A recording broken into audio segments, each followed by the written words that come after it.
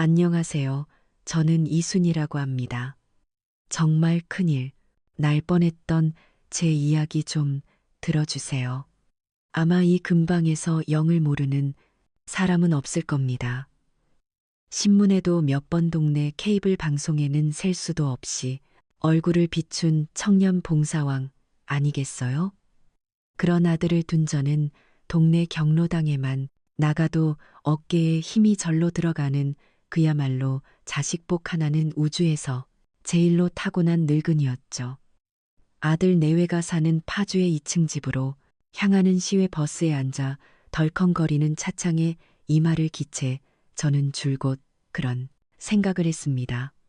차창 밖으로 스치는 풍경은 눈에 들어오지도 않았어요. 그저 곧 보게 될 아들 녀석의 듬직한 얼굴과 그림자처럼 그의 곁을 지키는 착하디 착한 며느 이오나연의 해사한 얼굴을 떠올리느라 입가에서 미소가 떠나질 않았답니다. 문득 영규가 고등학생이던 시절이 생각났어요. 비 오는 날 길에서 폐지를 줍던 할머니의 리어카가 언덕길에서 미끄러진 적이 있었죠. 다른 사람들은 그냥 힐끔 쳐다보고 지나가기 바빴는데 저희 아들 녀석은 한치의 망설임도 없이 빗속으로 뛰어들어 흩어진 폐지를 다 주워 담고 비탈길 끝까지 리어카를 밀어들였어요. 흠뻑 젖은 채로 집에 돌아온 아들의 모습에 저는 꾸짖기보다 가슴이 벅차올라 아무 말도 못했던 기억이 생생합니다. 그때 알았죠. 아, 이 아이는 세상에 빛이 될 아이구나. 제 뱃속에서 저런 귀한 아이가 나왔다는 사실의 자식. 농사 하나는 기가 막히게 잘 지었다는 생각에 팍팍한 세상살이의 신름이 다 녹아내리는 것 같았어요. 제 무릎 위 가방 속에는 며느리 주려고 밤새 떠서 만든 베이지색 목도리가 고이 들어 있었죠. 늙은이라 눈도 침침하고 손도 무뎌져서 며칠 밤낮을 떴다 풀었다를 반복하며 만든 것이었어요. 서툰 솜씨라 모양이 썩 예쁘지는 않았지만 제 사랑을 가득 담았으니 분명 기뻐해 줄 거라고 믿었습니다. 정류장에 내려 아들 집으로 향하는 길은 새로 생긴 부촌답게 깨끗하고 정돈이 잘 되어 있었어요. 길가에는 예쁜 조경수들이 줄지어서 있었고 집집마다 개성 있는 정원을 꾸며 놓아 구경하는 재미가 쏠쏠했죠. 하나같이 그림 같은 집들이었지만 그 중에서도 다연 제 아들의 집이 눈에 띄었습니다. 하얀색 페인트로 칠해진 울타리 너머로 보이는 파란 지붕을 얹은 2층 집은 꼭 동화 속에나 나올 법한 모습이었죠. 집 자체가 크고 화려해서가 아니었어요. 뭐라 설명할 수는 없지만 따뜻하고 선한 기운이 집 전체를 감싸고 있는 듯한 느낌이었답니다. 대문 앞 자그마한 화단에는 관리가 얼마나 잘 되었는지 잡초 하나 없이 장미와 국화가 어우러져 피어 있었어요. 저 부지런한 손길은 분명 우리 며느리 나연이의 것이겠지요. 대문 기둥에 붙은 세상의 빛과 소금이 되겠습니다라는 작은 원목 문패를 보니 가슴 깊은 곳에서부터 뜨거운 것이 울컥 차오르는 기분이었습니다. 제가 초인종을 누르기도 전에 현관문이 활짝 열리며 나연이가 맨발로 뛰어나왔습니다. 어머니 오셨어요? 그 목소리는 또 어찌나 낭낭하고 막던지요. 아이고, 내가 온다는 소리도 안 했는데 어찌 알았어? 제가 묻자 며느리는 예쁘게도 웃으며 대답했어요. 느낌이 왔죠. 영규 씨랑 아침부터 어머니 이야기했는데 꼭 오늘 오실 것 같았어요. 제 손을 덥석 잡는 나연이의 얼굴은 해맑은 햇살 그 자체라 보는 사람 마음까지 다 환하게 만들어 주었습니다. 저는 이런 아들 며느리를 둔 제 자신이 참 자랑스러웠습니다. 나연이는 제 손에 들린 작은 가방을 빼앗듯 받아들며 호들갑을 떨었어요. 어머니, 여기까지 오시느라 얼마나 힘드셨어요? 아이고, 이 집은 제가 들게요. 어서 들어오세요. 제가 어머니 좋아하시는 대추차 진하게 끓여놨어요. 향만 맡아도 피로가 싹 풀리실 거예요. 그 살가움에 고된 여정의 피로가 눈 녹듯 사라지는 것 같았답니다. 집 안으로 들어서자 은은한 라벤더 향기와 가슴빵 냄새가 섞여 저를 맞았습니다. 반짝반짝 윤이 나는 마루에는 먼지 한 털 보이지 않았고 거실 창가에는 예쁜 난초 화분들이 올망졸망 놓여 있었어요. 거실 한쪽 벽면에는 아들, 내외가 그간 받은 감사패와 표창장들이 가지런히 걸려 있었는데 마치 그들의 선한 마음을 전시해 놓은 박물관 같았죠. 시장님이 직접 수여한 표창부터 어느 대기업에서 받은 사회공헌상, 그리고 동네 아이들이 삐뚤한 글씨로 써서 보낸 감사 편지까지 액자에 고이 담겨 있었습니다. 소파에 깊숙이 몸을 묻고 나연이가 살뜰하게 내어주는 따뜻한 대추차를 마시고 있는데 마침 지역 방송에서 아들 내외가 운영하는 봉사단체 이야기가 나오더군요. 어머, 쟤들 또 나왔네. 저도 모르게 반가운 소리가 튀어나왔어요. 우리 동네 숨은 영웅들이라는 프로그램이었어요. 화면 속에서 리포터는 격앙된 목소리로 영유의 선행을 칭찬하고 있었습니다. 도건노인 분들께 직접 담근 김치를 전달하고 부모 없는 아이들에게 새 학용품을 나누어 주는 모습이 차례로 비쳤어요. 특히 눈물을 글썽이며 한 할머니의 손을 꼭 잡는 며느리의 모습은 누가 봐도 천사 그 자체였죠. 묵묵히 쌀과 마니를 나르느라 땀으로 흠뻑 젖은 아들의 모습에서는 듬직함이 느껴졌습니다. 인터뷰하는 장면이 나왔어요. 김영규 선생님, 이렇게 힘든 일을 아무 대가 없이 하시는 이유가 무엇인가요? 리포터의 질문에 제 아들은 땀을 훔치며 수줍게 웃더군요. 저는 대단한 사람이 아닙니다. 그저 제가 어릴 적 힘들었을 때 주변의 많은 분들께 받았던 따뜻한 마음을 조금이나마 나누고 싶을 뿐입니다. 저희 어머니께서 항상 그러셨거든요. 나누는 삶이 가장 행복한 삶이라고요. 아들의 입에서 제 이야기가 나오자 저는 저도 모르게 눈물을 훔쳤습니다.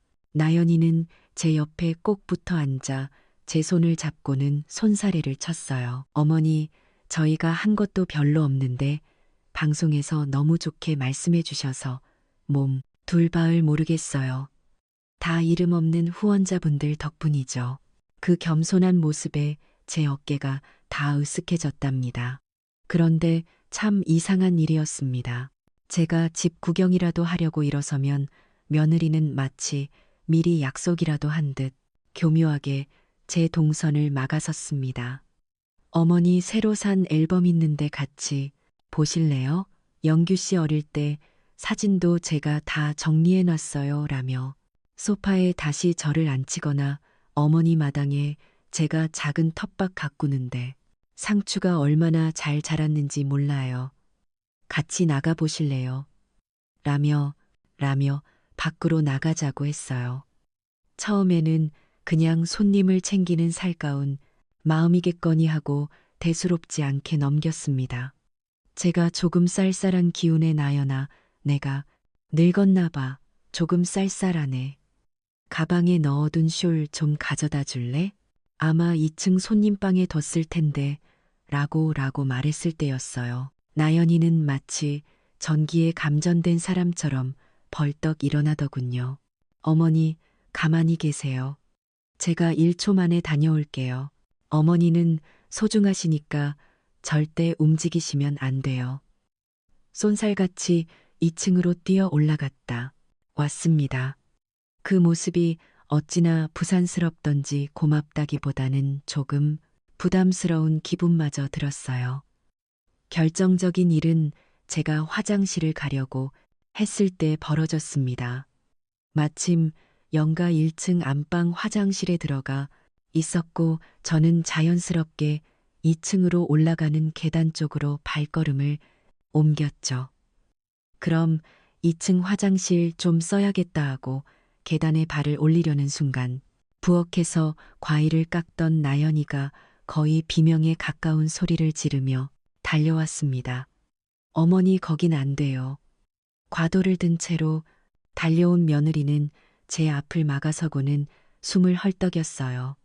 얼굴이 새하얗게 질려 있었습니다. 그러고는 금세 아무 일 없었다는 듯 생긋 웃으며 제 팔짱을 꼈어요. 그 웃음이 어딘지 모르게 부자연스러워 보였습니다. 어머니 정말 죄송해요. 1층 화장실 영규 씨 금방 나올 거예요. 2층 화장실은 지금 변기가 막혀서요. 며칠째 사람을 부르려는데 영규 씨가 바빠서 자꾸 잊어버리네요. 정말 죄송해요, 어머니. 조금만, 정말 조금만 기다려 주세요. 그 과한 친절과 필사적인 만류가 어딘가 모르게 마음에 걸렸습니다. 꼭 무언가 들키면 안 되는 것을 숨기는 사람처럼 보였거든요. 하지만 저는 애써 그 불안감을 지웠습니다. 설마 내 아들인데, 저렇게 착한 애들인데 무슨 일이 있겠어? 그냥 정말 지저분해서 나한테 보여주기 싫은 거겠지. 그렇게 스스로를 다독였습니다. 하지만 한번 피어오른 의심의 씨앗은 쉬이 가라앉지 않고 마음 한 구석을 불편하게 만들었어요. 그 완벽하게 정돈된 집에서 유일하게 허락되지 않은 공간. 그곳에 무엇이 있기에 저토록 필사적인 걸까 하는 생각이 머리를 떠나지 않았습니다. 나연이가 깎아온 사과를 입에 넣었지만 어쩐지 그 달콤한 맛이 제대로 느껴지지 않았어요. 제 등 뒤에 있는 저 계단 너머의 공간이 마치 이 완벽한 그림 같은 집의 유일한 오점처럼 어둡고 서늘하게 느껴졌기 때문입니다. 아들 내외가 차려준 점심상은 진수성찬이었습니다. 며느리 나연이는 제가 좋아하는 버섯 들깨탕을 한 끓여냈고 엮는 싱싱한 갈치를 사와 노릇하게 구워냈어요. 어머니 많이 드세요. 드시고 기운 내셔야죠. 연신 제 밥그릇 위에 반찬을 올려주는 아들 내외의 모습에 오전에 잠시 피어 올랐던 의심의 안개가 햇살에 녹아내리듯 스르 흩어지는 기분이었습니다. 그래요. 내가 정말 늙어서 망령이 든 게지. 저렇게 착하고 효심 깊은 아이들을 의심하다니 천벌을 받을 일이었죠. 식사를 마치고 나연이가 향긋한 쑥차를 네어와 우리는 거실 소파에 나란히 앉아 담소를 나누었습니다. 따스한 오후에 햇살이 커다란 창을 통해 거실 깊숙이 쏟아져 들어와 공기 중에 떠다니는 작은 먼지들마저 금빛으로 반짝이는 더없이 평화롭 날은 오후였습니다. 저는 꾸벅 조는 와중에도 행복이 이런 것이구나 하고 생각했어요. 그때 문득 이렇게 햇살이 좋을 때 이불 빨래하면 좋겠다고 생각했어요. 영규야 나연아 햇살이 참 좋다. 이럴 때 이불 빨래해서 옥상에 널면 뽀송하게 잘 마르겠다. 제가 무심코 말을 내뱉으며 뻐근한 허리를 펴고 일어서자 바로 옆에 앉아 있던 며느리의 얼굴이 순간 종이장처럼 새하얗게 질리는 것을 똑똑히 보았습니다. 손에 들고 있던 차잔을 소파 위에 위태롭게 내려놓는 그 짧은 순간 나연이의 눈동자가 공포에 질린 사람처럼 파르르 떨렸어요. 아들 영규 역시 표정이 미묘하게 굳어지는 것이 느껴졌습니다. 며느리는 거의 반사적으로 제 앞을 막아서며 과장된 목소리로 외쳤습니다. 어머니, 아이고 어머니, 그런 건 저희가 다 할게요. 허리도 안 좋으신데 무거운 이불을 괜찮다. 이불 하나 빨래하는 게 뭐 그리 대수라고? 안 돼요, 어머니. 절대 안 돼요. 옥상은 위험하기도 하고 또 청소를 안 해서 먼지가 너무 많아요. 어머니 기관지에 안 좋아요. 나연이는 제 팔을 붙잡고 거의 애원하다시피 말했습니다. 그 필사적인 모습에 아침에 그 불쾌한 의심이 다시금 고개를 들기 시작했어요. 저는 그들의 반응을 떠보기 위해 일부러 더 고집을 부렸습니다. 먼지가 많으면 내가 빗자루로 한번 쓸고 널면 되지. 괜찮으니 비켜보거라. 제가 창고 쪽으로 발걸음을 옮기려 하자 영규와 나연이가 동시에 저를 막아섰습니다. 그 모습이 마치 철롱성 같았어요. 바로 그때 제가 아침부터 속이 더부룩했던 탓인지 갑자기 배가 아파왔습니다. 아이고 배야, 화장실 좀 다녀와야겠다. 제가 배를 움켜주자 나연이가 기다렸다는 듯이 저를 부축했습니다. 어머니 괜찮으세요? 제가 부축해 드릴게요. 며느리의 부축을 받으며 화장실로 들어갔습니다. 화장실 문을 닫기 직전 저는 거울을 통해 아들과 며느리가 무언가 다급하게 눈짓을 주고받는 것을 보았습니다. 화장실에서 볼일을 보고 나오니 10분. 남짓한 시간이 흘렀을까요? 그런데 이상했습니다. 방금 전까지 그렇게 소란스럽던 집안이 물을 끼얹은 듯 조용했어요. 영규야 나연아, 제가 불러보았지만 아무런 대답도 들려오지 않았습니다. 거실에도 부엌에도 안방에도 두 사람의 모습은 보이지 않았어요. 현관을 보니 두 사람이 외출할 때 신는 운동화도 그대로 놓여 있었습니다. 말도 없이 잠깐 마당에 나갔나 싶 창밖을 내다보았지만 텅 빈 마당에는 가을 바람만이 스산하게 불고 있었죠. 이상하다. 방금 전까지 있었는데 어디로 사라졌지? 저는 온 집안을 다 둘러보았지만 두 사람은 마치 연기처럼 증발해버린 후였습니다. 아마 제가 화장실에 간 사이 저를 피해서 자기들끼리 옥상으로 올라간 것이 분명했어요. 저에게 들키고 싶지 않은 무언가가 저 위에 있는 것이 틀림없었습니다. 저는 아들 며느리가 없는 지금이 옥상의 비밀을 확인할 수 있는 유일한 기회라고 생각했습니다. 제 심장이 불안감과 호기심으로 세차게 뛰기 시작했어요. 저는 소리가 나지 않게 맨발로 살금살금 2층으로 올라갔습니다. 삐걱거리는 낡은 계단을 한 칸 한 칸 오를 때마다 제 심장도 함께 쿵하고 내려앉는 것 같았어요. 2층 복도 끝. 굳게 닫힌 옥상 문.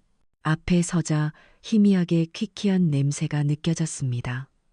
저는 떨리는 손으로 차가운 문고리를 잡고 천천히 돌렸습니다. 낡은 경첩이 비명을 지르며 문이 열렸습니다. 문을 여는 순간 저는 숨을 쉴 수가 없었습니다.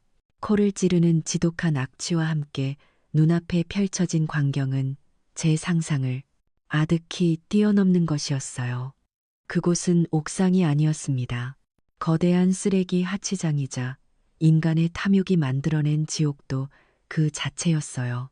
옥상 가득히 전국 각지에서 온 후원 물품들이 거대한 산을 이루고 있었습니다. 박스도 뜯지 않은 새 가전 제품 상자부터 곰팡이가 시커멓게 피어오른 헌옷가지들, 빗물에 젖어 퉁퉁 불러터진 라면과 과자 봉지들, 주인을 잃은 낡은 인형과 장난감들이 서로 뒤엉켜 거대한 무덤을 이루고 있었죠.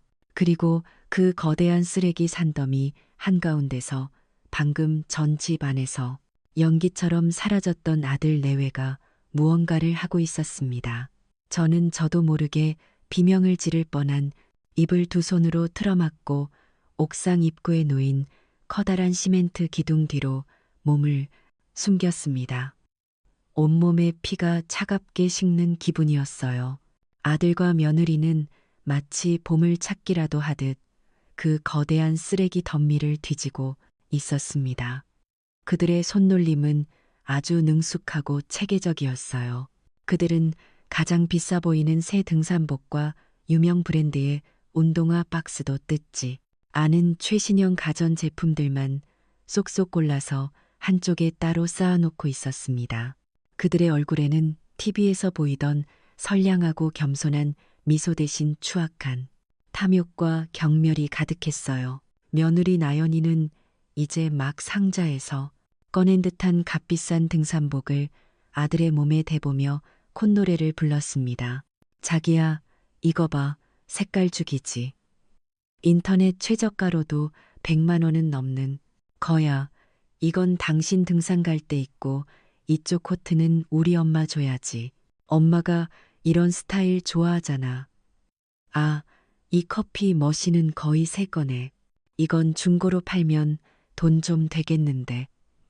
그 목소리는 제가 알던 상냥하고 애교 넘치던 며느리의 목소리가 아니었습니다.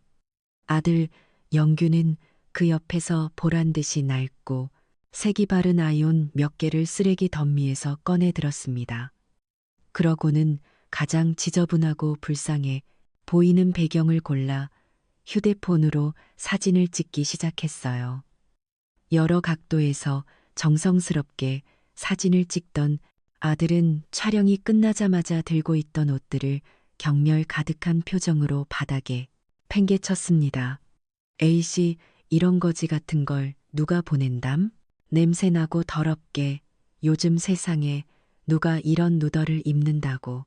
사진 찍는 용도 말고는 쓸모가 없어. 그 말을 내뱉는 아들의 얼굴을 본 순간 제 상이 무너져 내렸습니다. 제 심장이 수만 개의 유리 조각처럼 산산이 부서져 내리는 것 같았어요. 저것은 제 아들이 아니었습니다. 제가 평생을 바쳐 사랑하고 제 삶의 유일한 자랑이자 희망이었던 제 아들. 김영규는 저기에 없었어요. 저기 있는 것은 천사의 가면을 쓰고 사람들의 선한 마음을 등쳐먹는 추악하고 탐욕스러운 괴물이었습니다. 머릿속이 새하얘졌습니다. 세상이 빙글빙글 도는 것 같았고 발밑이 꺼져내리는 듯한 감각에 숨을 쉴 수가 없었어요. 손에 들고 있던 이불을 놓치는 바람에 묵직한 소미불이 더러운 옥상 바닥으로 툭 하고 떨어지는 소리가 났습니다. 그 소리에 아들 내외가 저를 돌아봤어요. 엄마 영규의 목소리가 악몽 속에서 들려오는 것처럼 아득하게 들렸습니다. 새하얗게 질린 아들의 얼굴과 경악으로 얼어붙은 며느리의 얼굴. 저는 그들과 눈이 마주치자마다 목구멍까지 차오른 비명을 간신히 삼켰습니다. 그리고 뒤돌아 미친 듯이 계단을 뛰어내려왔습니다.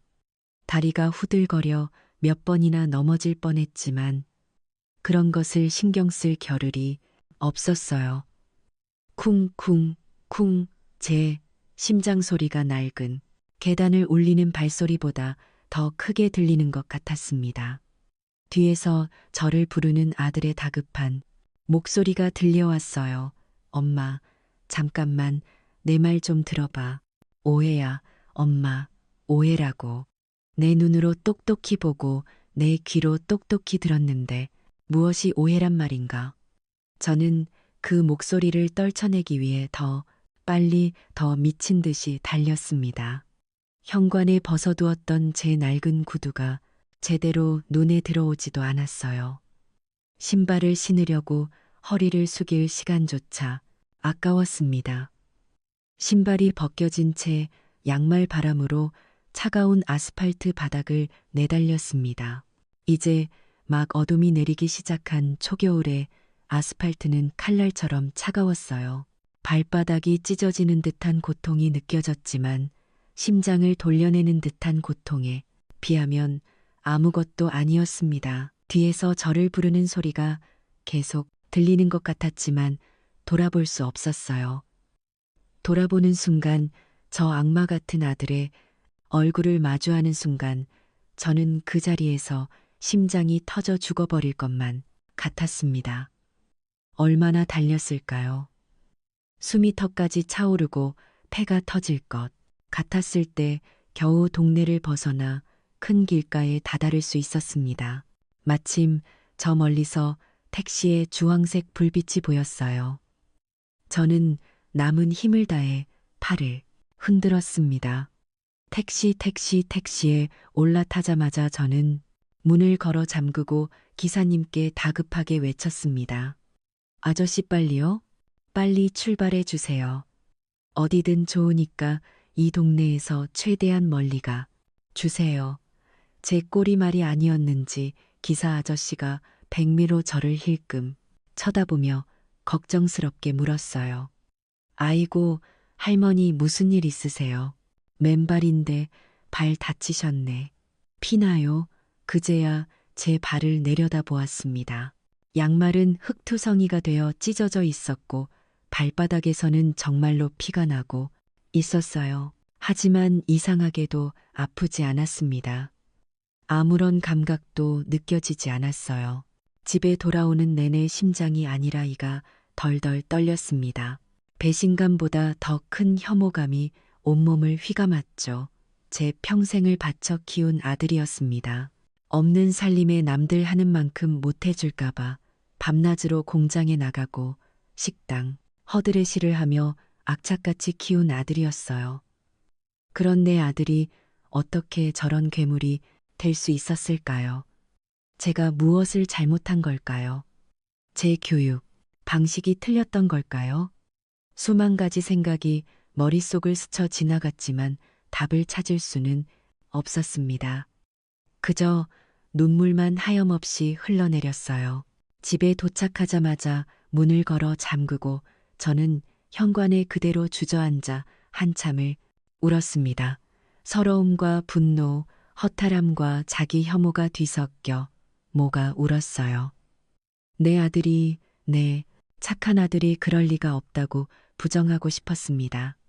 하지만 제 눈으로 똑똑히 본 광경, 제 귀로 똑똑히 들은 대화를 외면할 수는 없었어요. 그들의 위선적인 미소와 행동들이 영화, 필름처럼 머릿속을 스쳐 지나갔습니다. 방송에 나와 눈물을 흘리던 며느리의 얼굴, 나누는 삶이 행복하다던 아들의 목소리, 그 모든 것이 철저한 연기였다는 사실에 구역질이 치밀어 올랐습니다. 그때 전화벨이 미친 듯이 울리기 시작했어요. 액정을 보지 않아도 영석이라는 것을 알 수 있었습니다. 전화벨이 끊어지고 나면 이번에는 문자 메시지가 도착하는 소리가 연달아 들렸습니다. 엄마, 제발 전화 좀 받으세요. 정말 오해예요. 엄마가 생각하는 그런 거 아니에요. 집에는 잘 들어가셨어요? 제발 연락 좀 주세요. 걱정돼서 미치겠어요. 걱정. 이제 와서 걱정이라는 말이 나오다니 저는 휴대폰 전원을 꺼버렸습니다. 밤이 깊도록 저는 멍하니 거실에 앉아 있었습니다. 배고픔도 추위도 느껴지지 않았어요. 제가 평생 쌓아 올린 세상이 한순간에 무너져 내린 기분이었습니다. 이대로 모든 것을 포기하고 싶었어요. 하지만 저는 언제까지고 슬퍼하고 앉아 있을 만큼 약한 사람이 아니었습니다. 남편 일찍 여의고 홀로 아들을 키우며 억척 같다는 소리를 들을지 언정 비굴하게는 살지 않았어요. 눈물을 닦고 정신을 차렸습니다. 이대로 주저앉는 것은 그 악마 같은 녀석들이 바라는 바일 겁니다. 그들의 죄를 덮어주고 그들이 계속해서 다른 사람들을 속이며 호의호식하게 내버려 둘 수는 없었어요. 그것은 단순히 제 아들에 대한 배신감을 넘어서란 후원자들과 정말 도움이 필요한 사람들에 대한 기만이고 범죄였습니다. 저 위선자들의 가면을 만천하에 벗겨내야만 했습니다. 그러기 위해서는 완벽한 증거와 결정적인 무대가 필요했어요. 감정적으로 맞서 싸워서는 안 됐습니다. 더 차갑게, 더 이성적으로, 더 치밀하게 움직여야 했어요. 제 안에서 차가운 분노가 시퍼게 날이 선 칼날처럼 벼려지기 시작했습니다. 저는 더 이상 그들의 어머니가 아니었습니다. 저는 이제 그들을 심판할 심판자였습니다. 다음 날 아침, 저는 밤새 뜬 눈으로 지새운 탓에 쾌한 얼굴로 거울 앞에 섰습니다. 거울 속에는 낯선 노파가 저를 바라보고 있었어요. 하룻밤 사이에 10년은 더 늙어버린 것 같았습니다. 하지만 그 쾌한 눈은 이전과는 다른 차갑고 단단한 빛을 띠고 있었죠. 저는 가장 먼저 수십 년간 뜨개질 모임을 같이 하며 가족처럼 지내온 친구 영자를 찾아갔습니다. 영자는 젊었을 정무소에서 일하다가 은퇴 후에는 동네 컴퓨터 교실에서 강사로 일했을 만큼 똑 부러지고 정보에 밝은 친구였어요. 이런 복잡한 일을 상의할 사람은 영자밖에 없었습니다. 제가 초인종을 누르자 영자는 평소와 다름없이 환한 얼굴로 저를 맞아 주었어요. 어이구, 이 여사, 이게 얼마만이야? 말도 없이 어떻게 왔어? 하지만 제 얼굴을 보자마지 영자의 표정이 굳어졌습니다. 순이야, 너 무슨 일 있니? 얼굴이 왜 이래? 영자가 내어주는 따뜻한 차를 마시며 저는 밤새 머릿속으로 정리해 두었던 이야기를 아주 차분하게 처음부터 끝까지 털어놓았습니다. 아들 내외에 완벽해 보였던 집, 교묘하게 저를 막아서던 며느리의 행동, 그리고 옥상에서 목격한 지옥, 같은 광경과 그들의 대화까지 이야기를 하는 동안 몇 번이나 울컥했지만 저는 이를 악물고 눈물을 참았습니다. 지금은 울 때가 아니었으니까요. 제 이야기를 모두 들은 영자는 한동안 아무 말도 하지 못했습니다. 그저 제 손을 꼭 잡아줄 뿐이었죠. 잠시 후 영자는 저보다 더 분노하며 자리에서 벌떡 일어났습니다. 세상에 이런 천하의 못된 놈들이 있나? 그게 빠진 영규가 방송에 나올 때마다 내가 얼마나 자랑스러워 했는데, 순이야 걱정 마. 그런 놈들은 뿌리까지 뽑아서 다시는 이 땅에 발도 못 붙이게 만들어야 해. 내가 도와줄게. 아니, 우리가 같이 하는 거야. 친구의 그 한마디에 무너져 내렸던 세상이 다시 조금씩 세워지는 기분이었습니다. 우리는 가장 먼저 대포폰을 하나 개설하기로 했습니다. 제 명이나 영자의 명의로 휴대폰을 개설하면 금방 꼬리가 잡힐 테니 신분을 숨길 수 있는 전화기가 필요했어요. 영자는 어디서 그런 정보를 얻었는지 용산 전자상가에 가면 그런 걸 쉽게 구할 수 있다고 하더군요. 우리는 그날 오후 바로 용산으로 향했습니다. 복잡한 상가를 헤매다 영자가 미리 알아봐둔 허름한 가게에 들어섰어요. 젊은 남자가 의심스러운 눈초리로 저희를 쳐다봤지만 영자는 태연하게 손주 녀석 게임기 사주러 왔다고 둘러대며 자연스럽게 말을 걸었습니다. 그리고 미리 준비해 간금을 내밀며 저희의 목적을 이야기했죠. 그렇게 저희는 누구의 명의로도 등록되지 않은 깨끗한 휴대폰 하나를 손에 넣을 수 있었습니다. 이제 반격의 첫 번째 무기가 준비된 셈이었어요. 집으로 돌아온 우리는 영자의 능숙한 손놀림으로 아들 내외가 운영하는 봉사 단체의 온라인 후원 카페에 가입했습니다. 아이디는 햇살 천사라고 지었어요. 그 위선자들에게 가장 어울리지 않는 이름으로 복수하고 싶었거든요. 이제 막 후원을 시작한 세상 물정 모르는 순수한 신입 회원인 척 연기해야 했습니다. 프로필 사진은 인터넷에서 찾은 인상 좋고 곱게 늙은 다른 할머니의 사진으로 해두었습니다. 영자는 카페의 모든 게시과 댓글들을 꼼꼼하게 분석하기 시작했어요. 후원자들의 성향, 주로 올라오는 질문의 유형, 그리고 아들 내외의 대응 방식까지. 적을 알고 나를 알아야 백전백승이라고 했으니까요. 저는 그 옆에서 영자가 시키는 대로 햇살 천사의 말투와 성격을 만들어 나갔습니다. 안녕하세요. 처음 가입했습니다. 좋은 일 하시는 모습에 감동받아 작은 힘이라도 보태고 싶어서요. 앞으로 잘 부탁드립니다. 저희가 올린 첫 가입 인사글에는 금세 여러 개의 환영 댓글이 달렸습니다. 그 중에는 며느리 나연이의 아이디도 있었죠. 햇살 천사님 진심으로 환영합니다. 천사님의 따뜻한 마음이 저희에게는 큰 힘이 된답니다. 그 위선적인 댓글을 보니 또다시 속에서 천불이 끓어올랐지만 저는 차갑게 마음을 다스렸습니다. 이제 마지막 준비 단계가 남았습니다. 적의 심장부로 직접 들어가는 것이었죠. 저는 새로 개설한 대포폰이 아닌 제 원래 휴대폰에 전원을 켰습니다. 전원을 켜자마자 수십의 부재 중화와 문자 메시지가 쏟아졌어요. 저는 그 모든 것을 무시하고 직접 영규에게 전화를 걸었습니다. 목소리가 떨리지 않도록 몇 번이나 심호흡을 해야 했어요. 신호음이 2번 울리기도 전에 아들이 전화를 받았습니다. 엄마 괜찮으세요? 왜 전화를 안 받으셨어요? 걱정돼서 죽는 줄 알았어요. 그 가증스러운 목소리에 역겨움이 치밀었지만 저는 최대한 아무것도 모르는 충격에서 겨우 벗어난 늙은 어머니의 목소리를 연기했습니다. 영규야, 엄마다. 엄마, 어디세요? 제가 지금 바로 갈게요. 아니다, 오지 마라. 엄마는 괜찮다. 그냥 좀 놀라서 그랬다. 옥상이 너무 지저분해서 너희가 바빠서 정리할 시간이 없었구나 싶어서 엄마가 오해했다.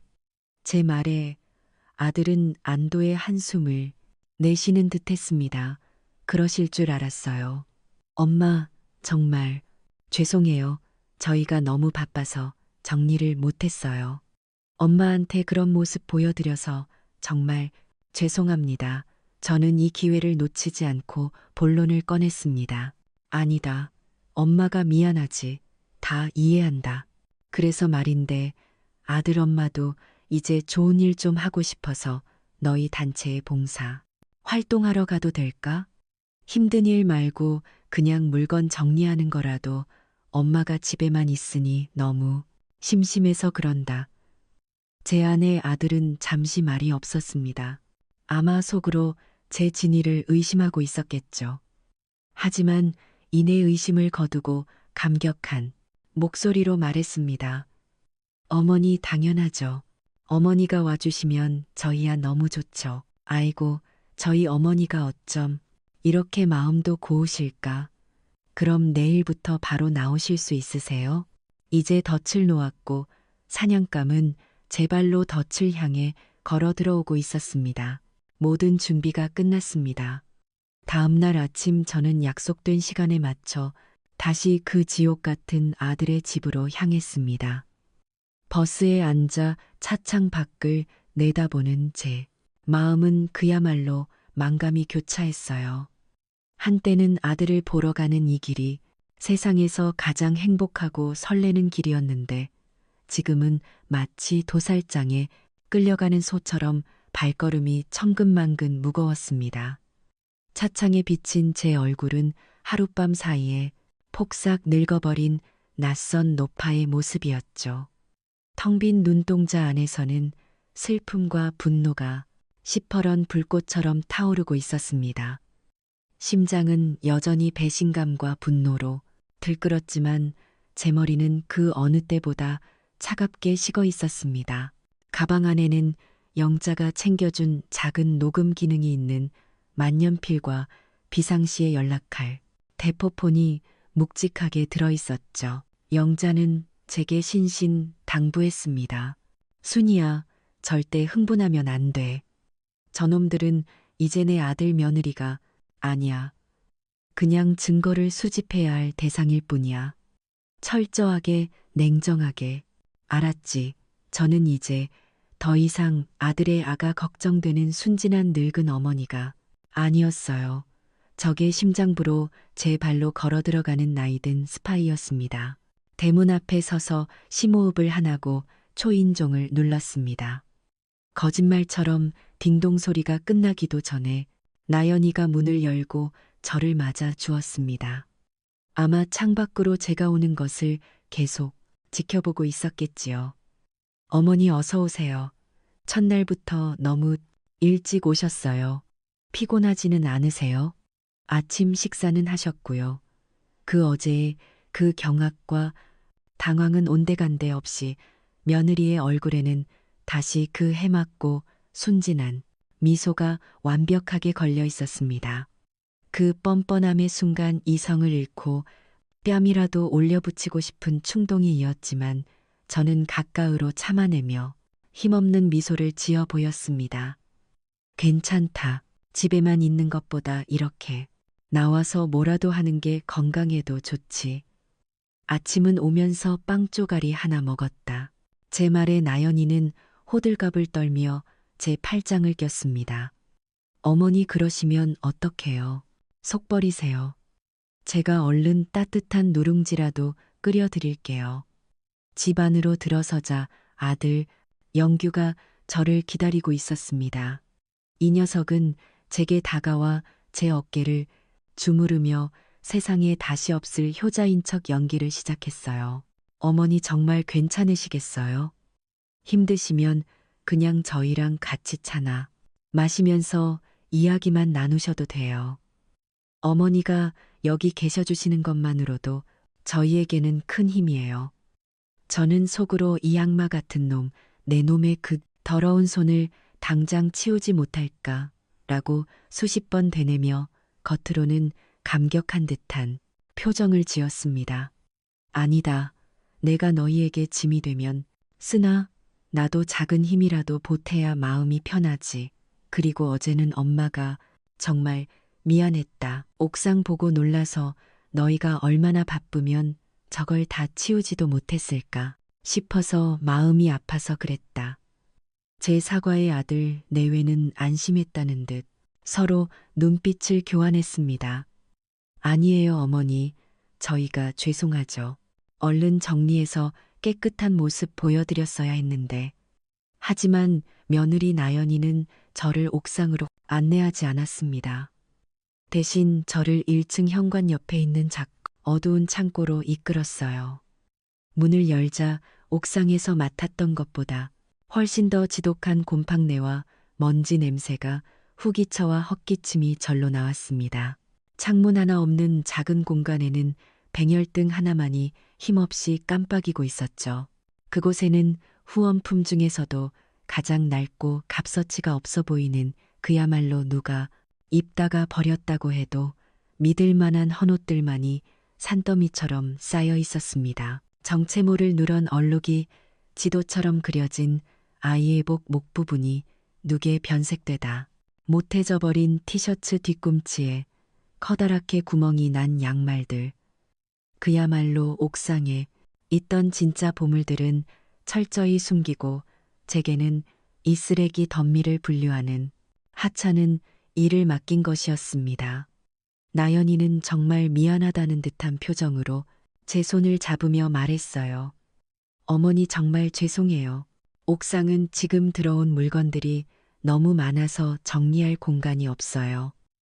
그래서 일단 급한 대로 여기에 분류 작업을 하고 있거든요. 어머니는 힘드실 테니 여기서 더러워진 옷들만 골라서 저기 검은 봉투에 버려주시고 입을 만한 옷들은 이쪽 파란 상자에 개어만 주세요. 간단하죠? 저희는 옥상 좀 정리하고 금방 내려올게요. 저를 완벽하게 감시하고 분리시키려는 속셈이 혼이 보였습니다. 제가 이곳에 틀어박혀 있는 동안 저들은 옥상에서 값비싼 물건들을 빼돌려 자신들의 배를 채울 계획이겠지요. 저는 아무것도 모르는 순진한 노인인 척 활짝 웃으며 고개를 끄덕였습니다. 그럼 이 정도 일이야 누워서 떡 먹기지. 걱정 말고 너희는 너희 일 보거라. 젊은 사람들이 더 중요한 일 해야지. 제가 흔쾌히 수락하자 며느리는 안심한 듯한 표정으로 창고문을 나섰습니다. 저는 낡은 나무 의자에 앉아 더러운 옷들을 하나씩 집어들기 시작했어요. 하지만 제 주머니 속에 들어있는 만년필 모양의 녹음기는 셔츠 주머니에 클립으로 단단히 고정된 채 쉴 새 없이 창고 밖에서 들려오는 모든 소리를 탐욕스럽게 빨아들이고 있었습니다. 한 고 문틈으로 아들 내외의 대화가 생생하게 들려왔습니다. 그들은 제가 바로 문 앞에 있다는 사실은 까맣게 모르는 듯 목소리를 낮추지 않았어요. 어머니 진짜 괜찮으실까? 저렇게 좁은데 가둬두는 것 같아서 좀 마음에 걸리네. 며느리의 목소리에는 일말의 죄책감이라도 담겨 있는 듯했지만 아들의 대답은 냉정하기 짝이 없었습니다. 뭘 그런 걸 신경 써. 우리가 알아서 잘 모신다는데도 굳이 저러시겠다잖아. 차라리 저기 계신 게 우리한테는 더 편해. 눈치 안 보고 옥상 정리할 수 있으니까. 어제는 정말 심장이 철렁했다고. 그건 그렇지만 됐고. 어제 들어온 그 한우 세트. 오늘 저녁에 우리끼리 구워 먹자. 어머니한테는 그냥 시장에서 사온 수입. 소고기라고 둘러대면 되지 뭐. 알았어. 아, 그리고 아까 중고. 장터에 올린 압력밥솥 팔렸더라. 30분도 안 걸렸어. 좀 더 비싸게 올릴 걸 그랬나 봐. 욕심 부리지 마. 빨리빨리 처분하는 게 중요해. 괜히 가지고 있다가 또 무슨 일 생길지 몰라. 다음 주에 들어오기로 한 최신형 노트북이랑 태블릿 PC는 얼마에 팔지. 미리 시세나 알아봐도 학생들한테 기부한다고 하고 받아온 거니까 절대 흔적 남기면 안 돼. 그들의 대화는 하나도 빠짐없이 제 주머니 속 녹음기의 증거로 차곡차곡 쌓여가고 있었습니다. 저는 헌옷을 개는 척하며 제 안에서 들끓는 분노를 억지로 사귀어야 했습니다. 오후 내내 저는 창고에 갇혀 무의미한 옷깨기를 반복했습니다. 점심시간이 되자 며느리는 제게 식은 김밥 한 줄과 컵라면 하나를 가져다 주더군요. 어머니 식사하셔야죠. 저희는 후원자분이랑 약속이 있어서 밖에서 먹고 올게요. 이거 드시고 조금만 더 고생해 주세요. 저를 늙은 한녀 취급하며 자기들과 식사조차 함께하지 않으려는 태도에 기가 막혔지만 저는 묵묵히 받아들었습니다. 바로 그때 기회가 찾아왔습니다. 아들 내외가 차를 타고 외출하는 것을 창고의 작은 틈으로 확인한 순간 저는 자리를 박차고 일어났습니다. 저는 곧바로 2층 서재로 향했습니다. 그들의 비밀 장부는 분명 이런 곳에 숨겨져 있을 터였어요. 저는 책상 서랍을 하나씩 열어보았습니다. 맨 위랍에는 각종 영수증과 고지서가, 두 번째 서랍에는 필기구들이 들어 있었죠. 마지막 가장 아래 서랍을 여는 순간 제 심장이 멎는 듯했습니다. 자물쇠까지 달린 작은 철제 상자가 보였고 그 옆에 아주 작은 열쇠가 테이프로 붙어 있었습니다. 떨리는 손으로 상자를 열자 그 안에서 분홍색 예쁜 다이어리 하나가 모습을 드러냈습니다. 겉표지에는 나연이의 행복일기라고 아기자기한 글씨로 쓰여 있었죠. 하지만 그 안의 내용은 결코 행복한 일기가 아니었습니다. 다이어리에는 날짜별로 깨알같이 적힌 물품 목록과 금액이 가득했어요. 10월 5일 다이슨 청소기 3것, 박스 미개봉, 강남맘 후원품 45만, 원입금 완료. 10월 7일 샤넬 스카프 거의 3것. 분당 사모님, 후원품 18만원 판매 중 10월 9일 위인전 신권 미개봉. 대치동학 부모 후원품 12만, 원입금 완료. 그것은 후원 물품 목록이 아니라 중고장터 판매 목록과 입금 날짜였어요. 심지어 각 항목 옆에는 누구의 후원품이었는지까지 간략하게 적어두는 치밀함을 보였습니다. 저는 떨리는 손으로 대포폰을 꺼내 장부의 모든 페이지를 빠짐없이 사진으로 찍었습니다. 혹시라도 흔들릴까봐 숨을 참아가며 한 장 한 장 정성 들여 찍었어요. 그리고 그 사진들을 즉시 영자에게 전송했습니다. 증거를 확보하고 모든 것을 원래대로 되돌려 놓는데 걸린 시간은 채 5분도 되지 않았습니다. 제가 다시 참고로 돌아와 자리에 앉자마자 밖에서 자동차 소리가 들려왔습니다. 제 연기는 완벽했어요. 그들은 제가 방금 자신들의 모든 비밀을 손에 넣었다는 사실은 꿈에도 모른 채 저를 그저 귀찮고 병든 늙은이로만 여기고 있었습니다.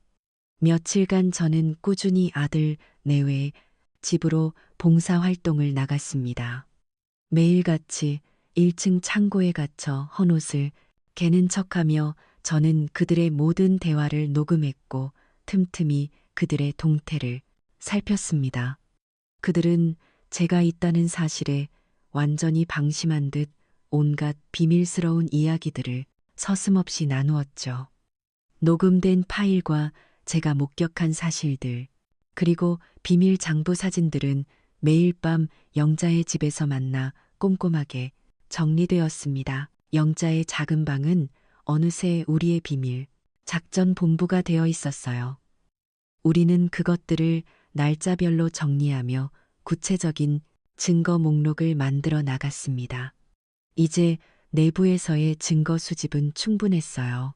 수십 시간에 달하는 녹음 파일과 수백 장의 사진들이 저희의 손에 있었습니다.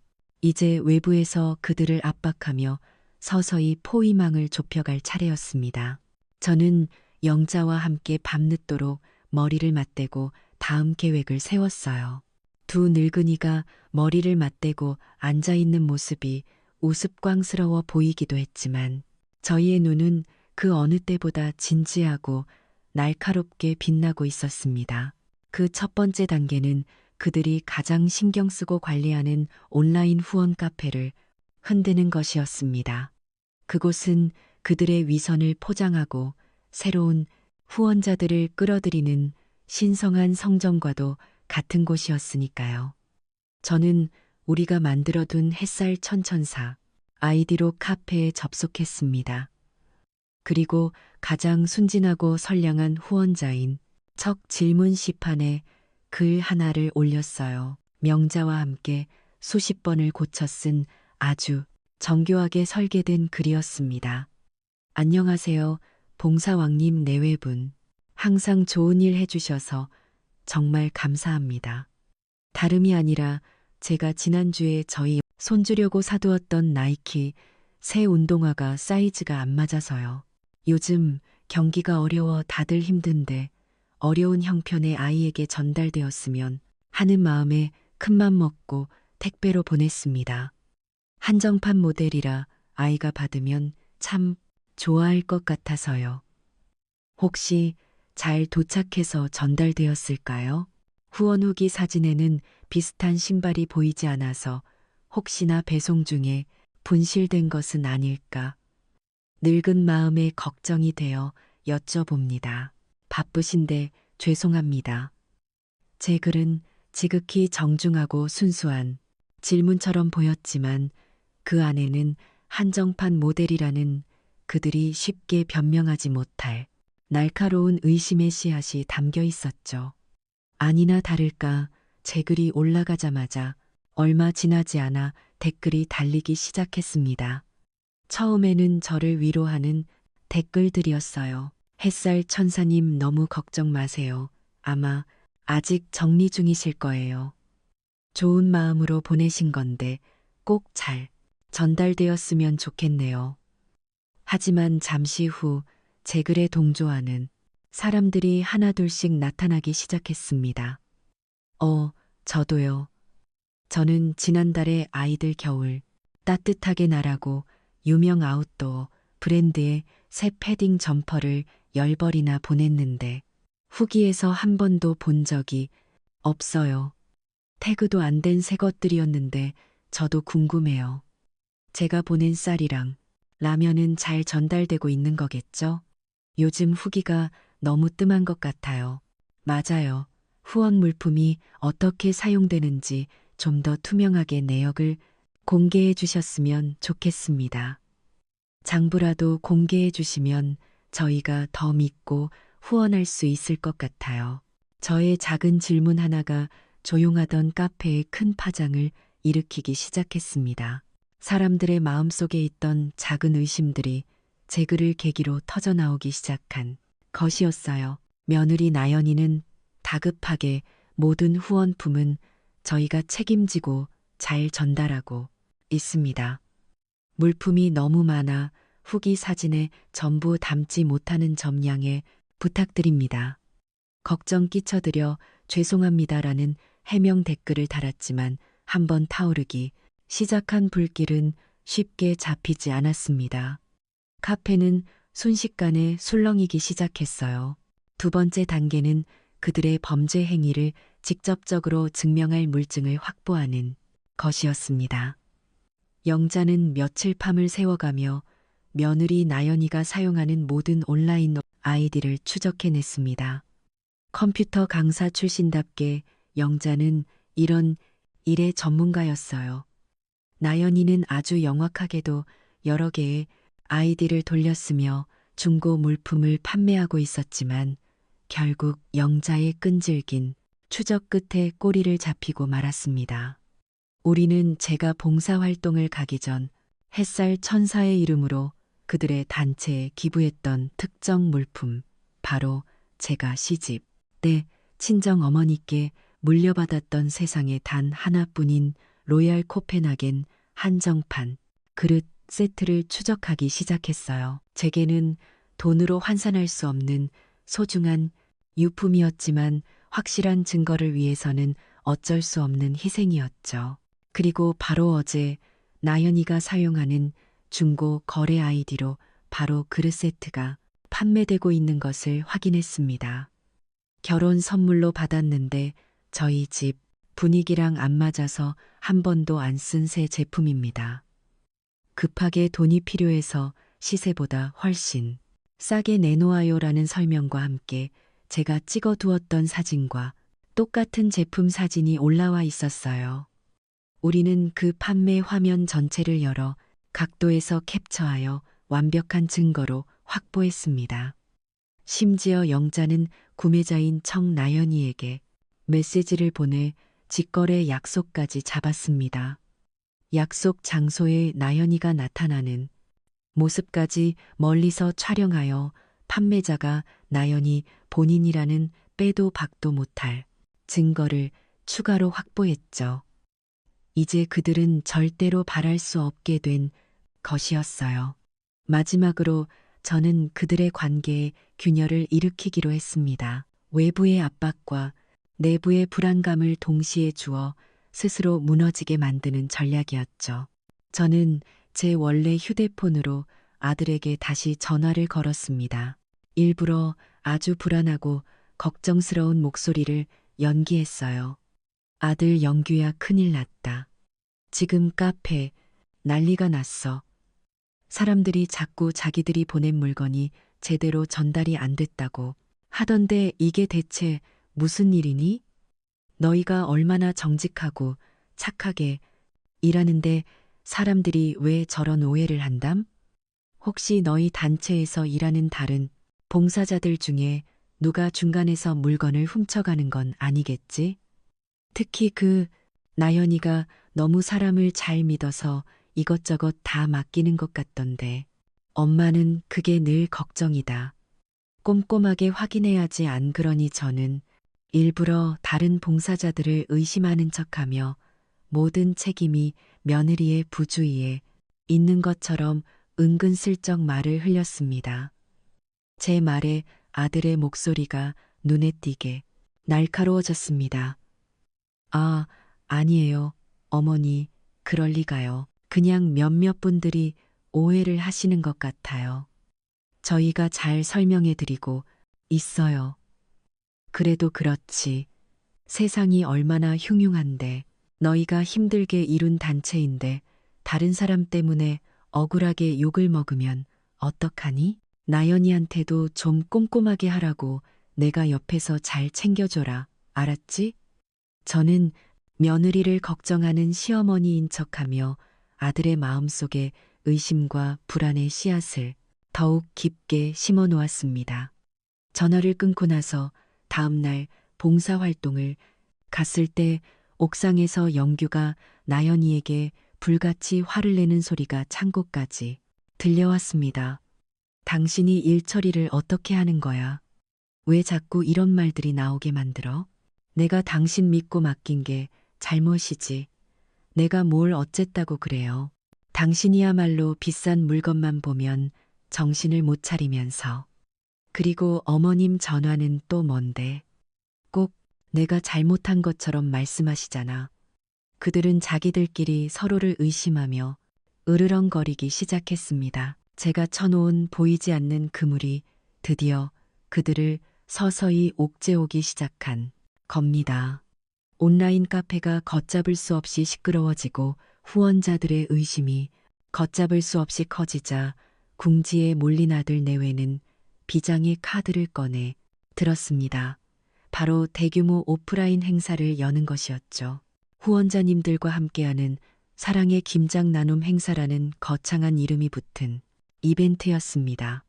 후원자들을 직접 초대해서 함께 김장을 담그고 그 김치를 어려운 이웃에게 전달하는 과정을 전부 보여줌으로써 자신들의 결백함과 진정성을 증명하고 싶었던 것이겠죠. 실추된 이미지를 회복하고 돌아선 후원자들의 마음을 다시 사로잡기 위한 마지막 발악이자 한편의 거대한 쇼였습니다.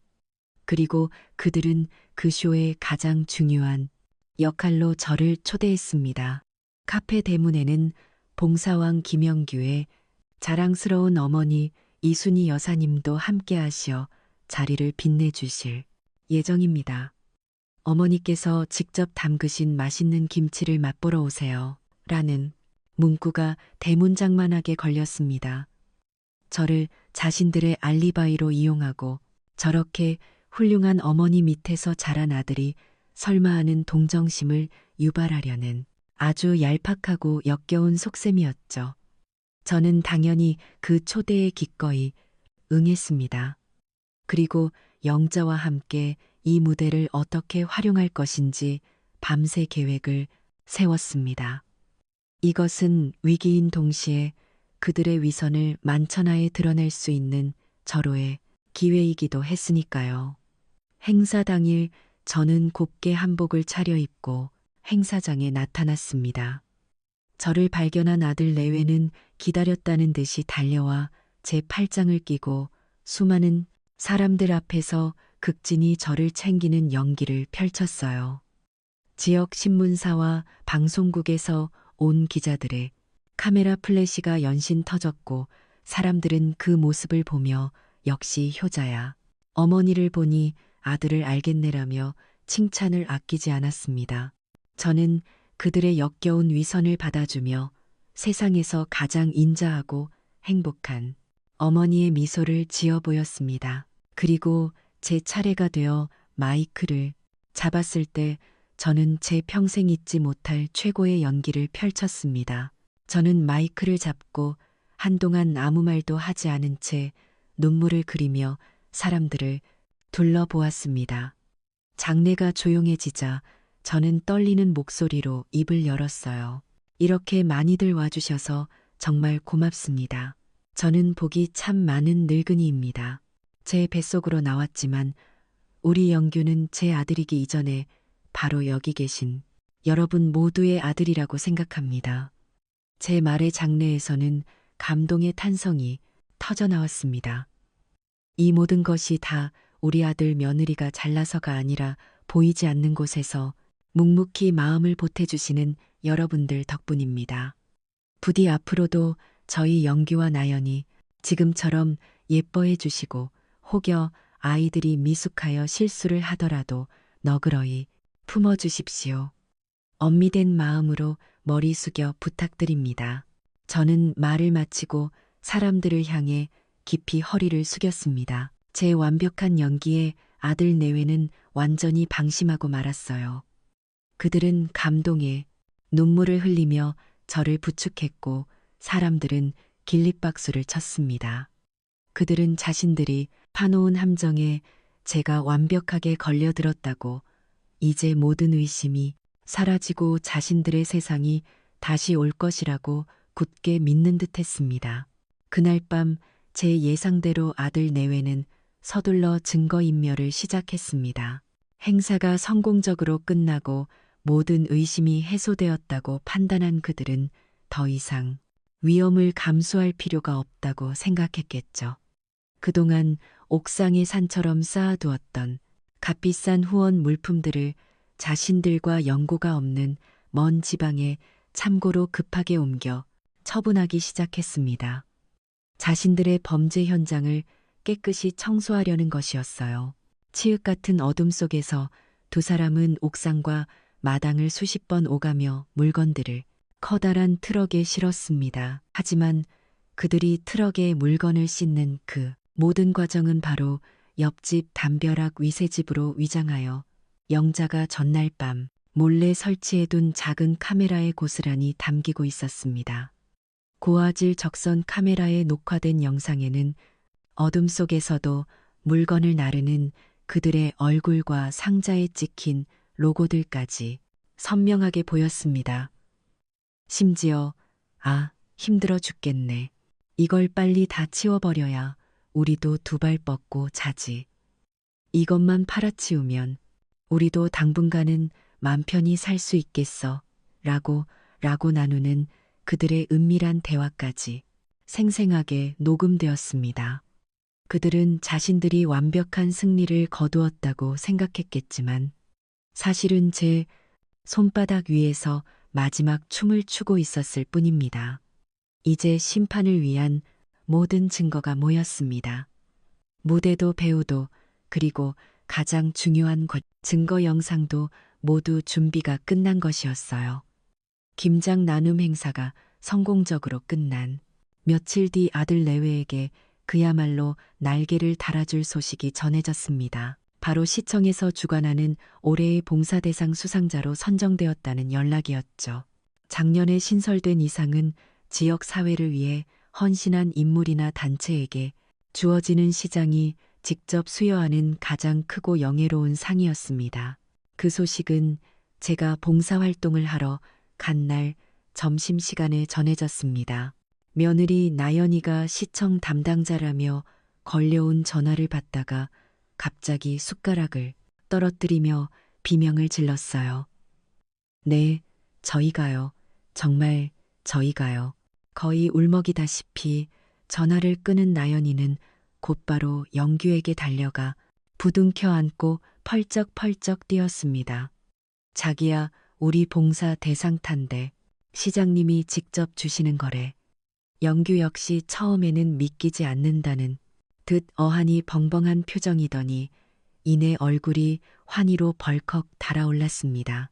그들은 어린아이처럼 서로를 끌어안고 기뻐하며 그들의 위대한 승리를 자축했죠. 그날 저녁 제게 전화를 건 아들의 목소리는 흥분과 기쁨을 감추지 못하고 한껏 들떠 있었습니다. 어머니, 저희가 올해 봉사 대상을 받게 됐어요. 전부 다 어머니가 뒤에서 묵묵히 응원해 주신 덕분이에요.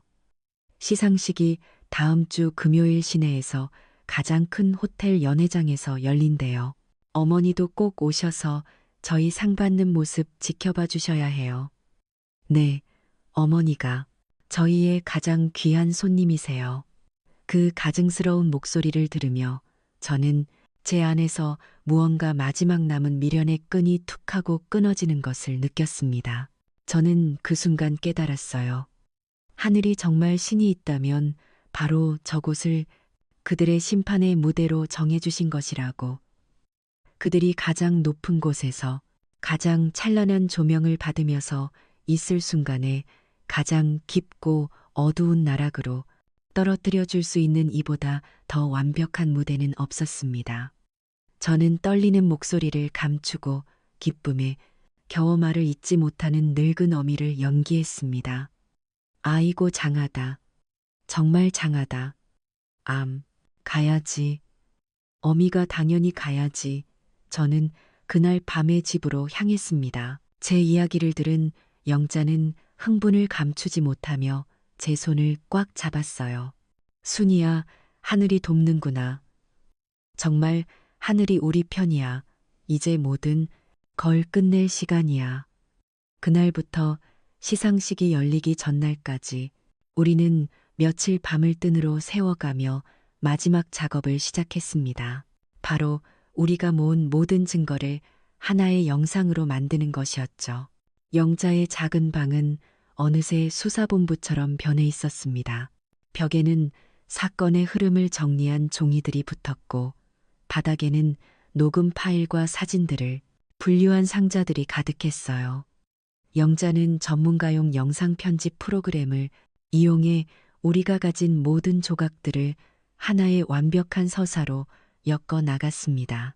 저는 그 옆에서 밤새 영자에게 따뜻한 커피를 타아주며 영상에 들어갈 가장 핵심적인 증거들을 골라냈습니다. 영상은 방송국에서 방영되었던 천사의 얼굴을 한 아들 내외의 인터뷰 장면으로 시작되었습니다. 저희는 단지 세상의 빛과 소금이 되고 싶었을 뿐입니다라는 아들의 목소리 위로 잠시 암전이 되었다가 곧바로 치읓 같은 어둠 속에서 그들이 옥상의 물건들을 트럭에 싣는 저성 카메라 영상이 이어졌습니다. 그들의 탐욕스러운 대화가 배경 음악처럼 깔렸죠. 그 뒤로는 제가 몰래 촬영한 옥상의 실제 곰팡이가 핀 옷가지들과 썩어가는 음식물들의 모습이 적나라하게 펼쳐졌습니다. 나연이의 행복일기는 한 페이지 클로즈업되어 그들의 범죄 내역을 똑똑히 보여주었고 햇살, 천사의 이름으로 보냈던 제 한정판 그릇 세트가 중고 장터에서 팔리고 있는 화면 캡처가 그 뒤를 이었습니다. 마지막으로 수십 시간에 달하는 녹음 파일 중에서 가장 핵심적인 내용들, 즉 후원자들을 멍청한 호구들이라고 비웃고 비싼 물건들을 자기들끼리 나누어 가지기로 모의하는 목소리들이 영상의 대미를 장식했습니다. 약 5분 남짓한 영상이었지만 그 안에는 한 가족의 위선과 탐욕, 그리고 그로 인해 짓밟힌 수많은 사람들의 선한 마음들이 완벽하게 담겨 있었습니다. 그것은 한편의 완벽한 고발, 다큐멘터리였습니다. 영상을 다 만들고 난 뒤 저와 영자는 한동안 아무 말도 하지 못했습니다. 방 안에는 컴퓨터 펜이 돌아가는 소리만이 가득했죠. 제 눈에서는 뜨거운 눈물이 흘러내렸습니다. 그것은 슬픔의 눈물이 아닌 제 손으로 괴물이 되어버린 아들을 심판해야만 하는 어미의 피눈물이었습니다. 시상식 전날 저는 모든 준비를 마치고 마지막 한 수를 두었습니다. 지역 방송국에서 가장 정의감 넘치기로 소문난 비리와 타협하지 않는 것으로 유명한 젊은 기자에게 연락을 취하는 것이었죠. 저는 동네어의 낡은 공중전화로 달려가 목소리가 변조되는 손수건을 입에 대고 그 기자의 사무실로 전화를 걸었습니다.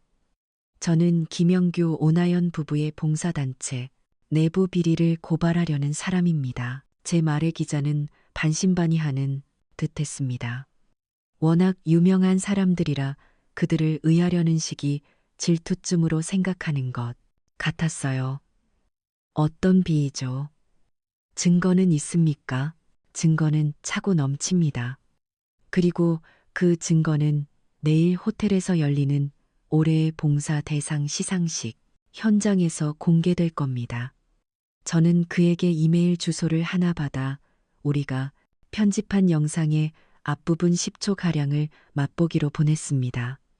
그리고 마지막으로 이렇게 말했죠. 내일 시상식 현장에서 당신의 기자 인생을 바꿀 역대급 특종이 터질 겁니다. 다른 기자들처럼 무대 위임 인물을 찍지 마시고 당신의 카메라는 처음부터 끝까지 무대 뒤 대형 스크린을 향하고 계십시오. 제 말을 믿는 것은 당신의 선택입니다. 하지만 만약 당신이 이 기회를 놓친다면 평생을 후회하게 될 겁니다. 기자는 잠시 말이 없었습니다. 하지만 제 목소리에 담긴 확신과 분노에서 무언가를 느낀 듯 알겠습니다라고 짧게 대답했습니다.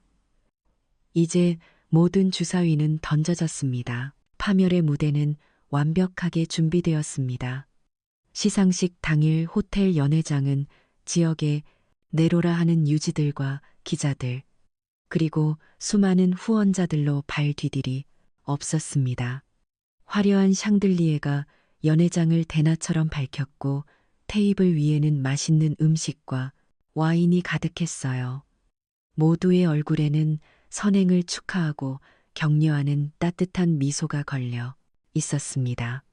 저는 영자와 함께 가장 눈에 띄지 않는 연회장 맨 뒤쪽 구석 테이블에 자리를 잡았습니다.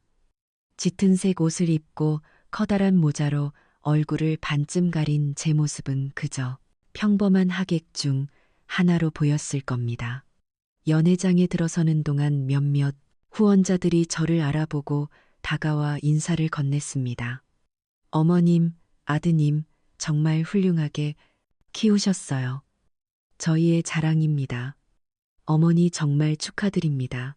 저는 그들의 칭찬을 들으며 속으로는 피눈물을 삼키고 겉으로는 인자한 미소를 지어야 했습니다. 제 인생에서 이토록 길고 고통스러운 연기를 해본 적이 없었어요. 잠시 후 팡파르가 울리며 오늘의 주인공인 아들 내외가 무대 위로 올라섰습니다. 가장 화려하고 값비싼 옷을 차려입은 두 사람의 모습은 그야말로 눈이 부실 지경이었어요. 영규는 값비싼 명품 브랜드의 턱시도를, 나연이는 우아한 순백의 실크 드레스를 입고 있었습니다. 아마 그 옷들도 후원받은 물건들을 팔아치운 돈으로 산 것이겠지요. 그들은 수많은 카메라 플레이 세례를 받으며 눈물을 글썽이며 위선적인 수상, 소감을 늘어놓기 시작했습니다. 이 상은, 이 영광스러운 상은 저희 부부의 것이 아닙니다. 보이지 않는 곳에서 저희를 믿고 따뜻한 마음을 나누어 주신 이름 모를 수많은 후원자님들의 것입니다. 라연이가 손수건으로 눈가를 찍으며 말하자 장내에서는 안타까움과 감동이 뒤섞인 탄성이 터져 나왔습니다. 아들 영규가 그 뒤를 이어 마이크를 잡았어요. 저희는 그저 세상의 빛과 소금이 되고 싶었을 뿐입니다.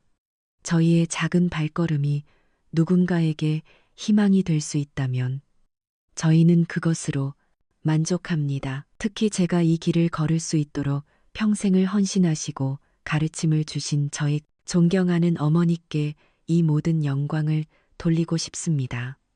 어머니 사랑합니다. 아들이 저를 향해 손짓하며 외치자 모든 사람들의 시선이 제게로 쏠렸습니다.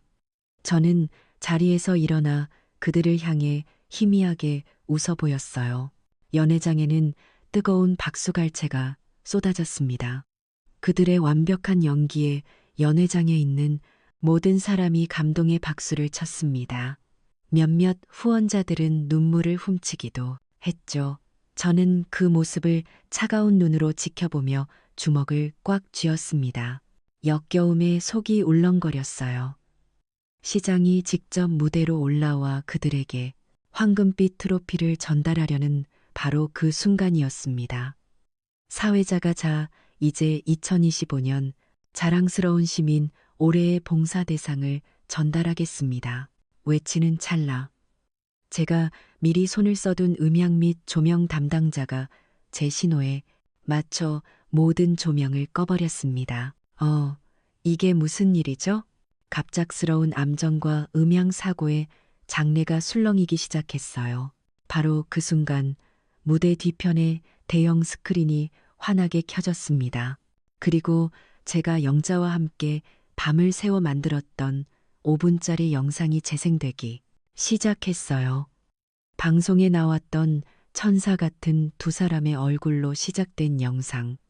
그리고 잠시 후 화면은 치읓 같은 어둠 속에서 물건을 나르는 두 사람의 모습으로 바뀌었습니다. 이걸 빨리 다 치워버려야 우리도 두 발 뻗고 자지. 익숙하지만 어딘가 탐욕스럽게 변질된 아들의 목소리가 스피커를 통해 연회장에 울려 퍼졌습니다. 그 뒤를 이어 이건 중고로 팔면 돈 좀 되겠는데 라는 아는 며느리의 콧노래 섞인 목소리가 나오자 장례는 순식간에 얼어붙었습니다. 영상은 쉴 틈 없이 그들의 죄악을 폭로했습니다. 옥상의 쓰레기 더미, 나현이의 비밀, 장부 중고장터 판매, 내역, 그리고 그들의 위선적인 대화들, 연회장을 가득 채웠던 감동과 박수 소리는 온데간데 없이 경악과 충격으로 인한 침묵만이 감돌았습니다. 사람들은 스크린과 무대 위에 두 사람을 번갈아 쳐다보며 눈앞의 광경을 믿지 못하겠다는 표정이었어요. 영상이 끝나고 연회장에 모든 불이 환하게 켜졌을 때 무대 위에 두 주인공은 핏기 하나 없이 새하얗게 질린 채 그 자리에 못 박힌 듯 서 있었습니다. 저는 천천히 자리에서 일어나 연회장 맨 뒤쪽에서 무대를 향해 걸어 나갔습니다. 웅성거리던 사람들이 저를 위해 길을 열어주었어요.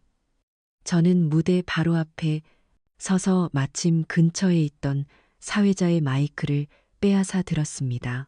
새하얗게 질린 아들 내외와 정면으로 눈이 마주쳤죠. 아들의 눈동자가 지진이라도 난 듯 흔들리고 있었습니다. 저는 마이크를 잡고 연회장 전체에 들리도록 하지만 아주 차분하고 똑똑한 목소리로 말했습니다. 저 상은 봉사상이 아니라 올해 나무주 연상과 여우주 연상으로 주는 게 맞을 것 같네요. 안 그러니 내 아들 영규야. 제 말이 끝나자마자 연회장은 그야말로 아수라장이 되었습니다. 잠시 동안의 정적을 깨고 잠복해 있던 기자들의 카메라 플래시가 마치 기관총처럼 터져 나오기 시작했어요. 이게 다 사실입니까? 해명해 주십시오. 국민들을 상대로 사기극을 벌인 겁니까? 기자들이 무대 위로 몰려들었고 정신을 차린 후원자들의 고성과 욕설이 쏟아졌습니다. 이 사기꾼 같은 놈들, 내 돈 돌려내 인간도 아니라 저것들은 몇몇 격분한 후원자들은 무대 위로 뛰어 올라가 그들의 멱살을 잡기도 했습니다. 아들 내외는 아무런 말도 하지 못한 채 쉬간 사람처럼 그 자리에 주저앉아 부들부들 떨고만 있었죠. 제가 제보했던 젊은 기자는 이 모든 광경을 카메라에 담으며 특종의 기쁨을 만끽하고 있었습니다. 잠시 후 미리 연락을 받고 대기하고 있던 경찰들이 연회장으로 들이닥쳤습니다. 그리고 그 자리에서 아들 내외에게 수갑을 채웠어요. 사기 및 횡령, 기부금품법 위반 등의 혐의였습니다. 순백의 드레스와 멋진 턱시도, 차림으로 수갑을 차고 끌려나가는 두 사람의 모습은 그들이 상영했던 위선적인 삶의 가장 비참하고 초라한 마지막 장면이었습니다. 저는 그 모든 광경을 눈물 한 방울 없이 아주 차가운 눈으로 끝까지 지켜보았습니다. 그날의 사건은 대한민국을 발칵 뒤집어 놓았습니다. 연일 뉴스에서는 청년 봉사왕 부부의 두 얼굴에 대한 이야기가 보도되었고 인터넷은 그들을 향한 비난과 분노로 들끓었습니다. 저는 경찰서에 출두하여 제가 가진 모든 증거 녹음 파일, 동영상, 장부 사진을 제출하고 제가 아는 모든 사실을 숨김없이 증언했습니다. 아들 녀석을 제 손으로 감옥에 보내는 어미의 심정이 어떠했겠어요. 가슴이 찢어지는 것 같았지만 저는 이것이 제가 제 아들을 위해 해줄 수 있는 마지막 사랑이라고 생각했습니다. 죗값을 치르고 괴물이 아닌 인간으로 다시 태어나기를 바라는 마음뿐이었어요. 재판은 신속하게 진행되었고 증거가 너무나도 명백했기에 그들은 중형을 선고받았습니다. 저는 영자 그리고 이번 사건을 통해 뜻을 함께하게 된 몇몇 진실한 후원자들과 함께 새로운 단체를 만들었습니다. 거창한 이름도 번듯한 사무실도 없었어요. 그저 마음 맞는 사람들끼리 모여 정말 도움이 필요한 사람들을 찾아 나서는 작은 모임이었죠. 우리는 경찰의 협조를 얻어 아들 내외의 집 창고와 옥상에 남아있던 모든 후원품들을 되찾아왔습니다. 그리고 그 물건들을 하나하나 정성껏 분류하고 깨끗하게 세탁하고 수선하기 시작했어요. 며칠 밤낮으로 이어진 고된 작업이었지만 누구 하나 힘든 내색을 하지 않았습니다. 우리의 손길 하나하나에 상처받은 선한 마음들이 치유되고 진정한 나눔의 의미가 되살아나는 기분이었으니까요. 며칠 뒤 저희는 산동에 홀로 사시는 한 할머니 댁을 찾아갔습니다. 깨끗하게 세탁한 겨울 이불과 따뜻한 내복, 그리고 쌀과 김치를 조심스럽게 내려놓자 할머니께서 제 손을 꼭 잡고 눈물을 흘리셨어요. 덕분에 올겨울 따뜻하게 나겠어요. 정말 고맙습니다. 보살님, 정말 고맙습니다. 주름고 거친 그분의 손에서 전해져 오는 따뜻한 온기에 그동안 제 마음을 지옥처럼 짓누르던 모든 분노와 슬픔, 배신감이 봄눈 녹듯 스르 사라지는 것을 느꼈습니다. 저는 아들을 잃었습니다. 제가 평생을 바쳐 이룩했다고 믿었던 모든 것을 잃었어요. 하지만 저는 더 많은 이웃과 진짜 마음을 나눌 수 있는 친구들과 그리고 무엇보다 제 자신을 되찾았습니다. 진정한 행복이 무엇인지 비로소 깨닫게 된 것이죠. 제 인생의 진짜 햇살은 바로 오늘부터 시작이니까요. 시간은 강물처럼 흘러 계절이 2번 바뀌었습니다. 아들 내외가 죗값을 치르기 시작한 지도 어느덧 반년이 훌쩍 지났죠. 세상을 떠들썩하게 했던 봉사왕 부부 사기 사건은 새로운 자극적인 뉴스들에 밀려 사람들의 기억 속에서 서서히 잊혀갔습니다. 하지만 제 시간은 그 사건이 터졌던 그날에 멈춰버린 듯했어요. 저는 살던 집을 처분하고 영자의 도움을 받아 작은 빌라의 월세방으로 거처를 옮겼습니다. 아들과의 추억이 깃든 그 집에서 더는 살아갈 자신이 없었기 때문이에요. 새로운 보금자리는 좁고 낡았지만 오히려 제 마음은 그 어느 때보다 평온했어요. 저는 그 사건 이후 받은 배상금과 제 남은 전 재산을 털어 영자 그리고 뜻을 함께하게 된 몇몇 후원자들과 함께 진짜 봉사단체를 만들었습니다. 이름은 민들레 울타리라고 지었어요. 척박한 땅에서도 꿋꿋하게 피어나 멀리 바람을 타고 날아가 새로운 희망의 씨앗을 퍼뜨리는 민들레처럼 우리 사회의 가장 낮고 그늘진 곳에 희망이 되고 싶다는 마음을 담았습니다. 우리의 쉼터는 번듯한 사무실도 체계적인 시스템도 없는 아주 작은 모임이었습니다. 동네 상가 구석에 있는 월세가 아주 싼 낡은 지하 공간이 저희의 전부였죠. 곰팡내 나는 벽지를 뜯어내고 다 함께 페인트 칠칠을 하고 여기저기서 얻어온 낡은 책상과 의자를 가져다 놓으니 제법 그럴듯한 공간이 만들어졌습니다. 우리는 아들 내외의 집에서 되찾아온 후원 물품들을 이곳으로 전부 옮겨왔습니다. 그리고 매일같이 모여 그 물품들을 분류하고 깨끗하게 세탁하고 해진 곳은 직접 바느질하여 수선하는 일을 시작했어요. 처음에는 그 물건들을 마주하는 것조차 고통이었습니다. 물건 하나하나에 그들의 추악한 탐욕과 위선이 어름거리는 것 같아 구역질이 치밀었죠. 하지만 시간이 지나고 우리의 정성스러운 손길을 거쳐 더럽고 쓸모 없어 보이던 물건들이 누군가에게 전달될 소중한 선물로 다시 태어나는 과정을 지켜보며 제 마음속 상처도 조금씩 치유되는 것을 느꼈습니다. 우리의 하루는 동트기 전 새벽부터 시작되었습니다. 매일 아침 저희는 십시 일반돈을 모아 산 작은 트럭을 몰고 가락시장으로 향했습니다. 상인들에게 저희의 사정을 이야기하고 팔다 남은 신선한 채소나 과일을 헐값에 얻어왔죠. 쉼터로 돌아와서는 그 재료들로 하루 종일 반찬을 만들고 따뜻한 국을 끓였습니다. 그리고 저녁이 되면 그렇게 만든 음식들을 도시락에 정성껏 담아 동네의 독거노인 분들께 직접 배달해 드렸어요. 처음에는 경계하던 어르신들도 매일같이 찾아뵙고 말이 되어 드리는 저희의 진심에 조금씩 마음을 열기 시작했습니다. 아이고, 이 여사님 아니면 내가 이 늙은 몸으로 밥이나 제대로 챙겨 먹었을 거 정말 고마워요. 라며 제 손을 꼭 잡아주시는 할머니의 주름진 손에서 저는 제 아들에게서는 단 한 번도 느껴보지 못했던 따뜻한 온기를 느꼈습니다. 저는 비로소 깨달았어요. 진정한 나눔이란 단순히 물건을 건네는 행위가 아니라 마음을 나누고 서로의 온기를 느끼는 것이라는 사실을요. 하지만 평온해 보이는 제 일상에도 지워지지 않는 그림자는 길게 드리워져 있었습니다.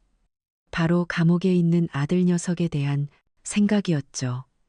낮에는 쉼터일에 정신없이 몰두하며 입고 지내다가도 밤이 되어 텅 빈 방에 홀로 눕게 되면 그 녀석의 얼굴이 불쑥 떠올라 잠을 설치기 일쑤였습니다. 증오와 분노의 감정은 시간이 지나며 무뎌졌지만 그 자리를 대신에 더 깊고 무거운 슬픔과 연민이 제 마음을 짓눌렀습니다.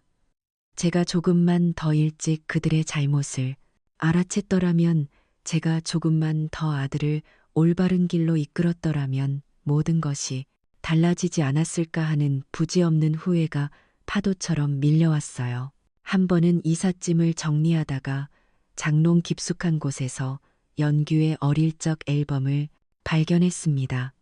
갓 태어나 제품에 안겨 잠든 아기의 모습, 첫걸음 마을 떼고 환게 웃는 모습, 초등학교 입학식 날 제 손을 꼭 잡고 있던 능한 모습.